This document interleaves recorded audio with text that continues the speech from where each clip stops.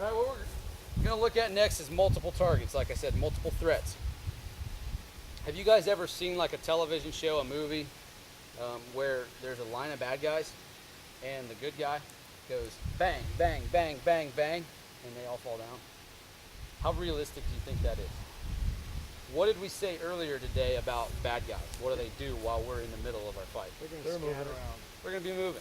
So how efficient is it to go bang and then assume the other bad guy is right where he was? Like a plate rack. You guys have seen plate racks where they're in a line, just bang, bang, bang. It's like an athletic event where you just learn how to shoot a certain distance apart. Well, we can't do that in our situation because we're going to have to assume that the bad guys are moving, that they're running around, they're taking cover, they're doing whatever they have to do to survive. So what do we do after we drop the first bad guy? We neutralize him. Remember, we come in and we look around. Where did they go? What are they doing? Did they get behind a vehicle? Are they running around? Are they trying to help their friend? Once we recognize the next guy, then we go out and drop the second threat. After that, we assess the situation. Is there a third, a fourth, a fifth? Where are they at? What do we have to do? While we're doing this, we're still moving, remember? We come in, we move, and we assess and move. And I see the bad guy. While I'm coming back out, I might as well take a step. Because he may be drawing, getting ready to shoot me. I take a step over. Now he has to adjust. So if I assess, first bad guy's down, there's another one, move and shoot. Assess, there's another one, move and shoot. And you do that until there's no more threats, until you're safe. That makes sense? So what we're gonna do is I'm going to call a command that relates to one of these boxes. We've got an A box and a B box. You see them on the bottom? I'll make a call that relates to one of those boxes. That is your first threat. So if I say B, the B box is your first threat. Anywhere in that B box. Doesn't have to be the actual, letter. Any hits in that B box, I want you to hit. Take one shot at that first threat. Then come back in, assess the situation.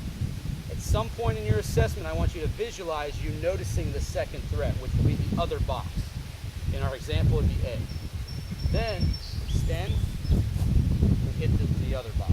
So you're going to be shooting two different threats. Now in a real world situation, where might the threats actually be? Anywhere. They could be behind us, in front of us, to the side. So we can't do that here though, obviously. We got trucks out here, we got people. We don't want to have a 360-degree shooting environment. It's not practical out here. How can we make this range more like a 360-degree environment? How else? Face that way before we start shooting. We can change our direction, and we can also assess 360 degrees. Because let's say, my threat is back here. Even if I'm pointed at him, if I look around all 360 degrees, and then at some point in there I visualize that I recognize, because I'm not going to see it right away necessarily. Might be right away, might be after I've looked around a while. Then I go back in and move again and shoot. Looking 360 degrees is going to expand our range into more of a 360-degree shooting environment. So will, like Jerry said, turning our bodies. Now the threats are over there. What do I have to do first when I recognize my threat, if it's behind me?